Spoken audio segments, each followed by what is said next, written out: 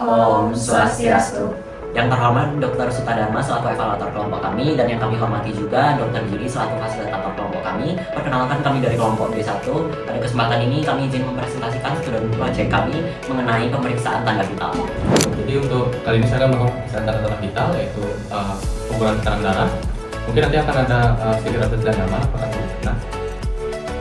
Baik, untuk masker itu diletakkan di atas fossa defibritis kurang lebih 2-3 cm. Baik, Ibu, pertama-tama saya akan mencari untuk denyut nadi palpatoidnya dulu. Saya akan memompa dan mungkin seperti tadi saya sampaikan akan ada sedikit rasa tidak nyaman. Minta maaf.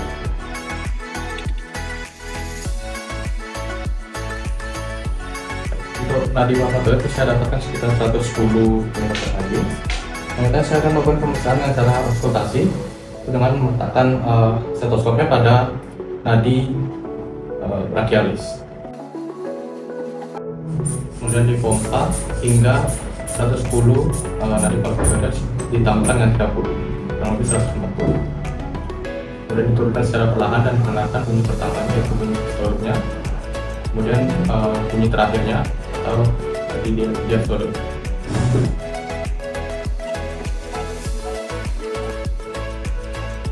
Ibu, untuk tekanan darahnya saya dapatkan 110/70.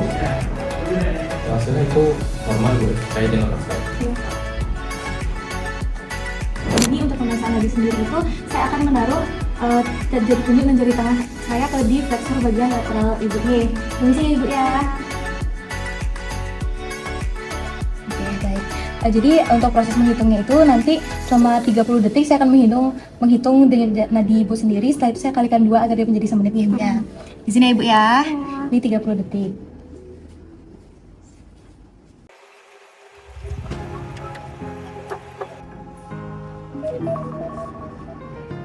Baik ibu, sudah 30 detik dan kira-kira tadi denyut ibu 42 nih ibu ya.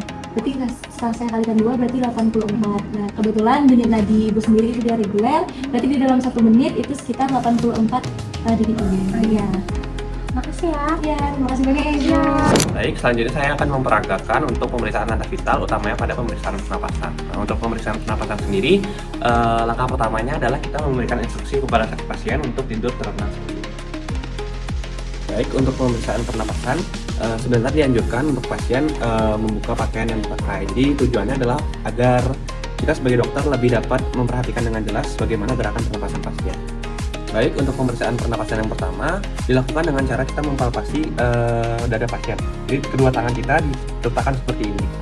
Nah, kita sekarang minta pasien untuk menarik nafas dan membuang nafas. Coba tarik nafas.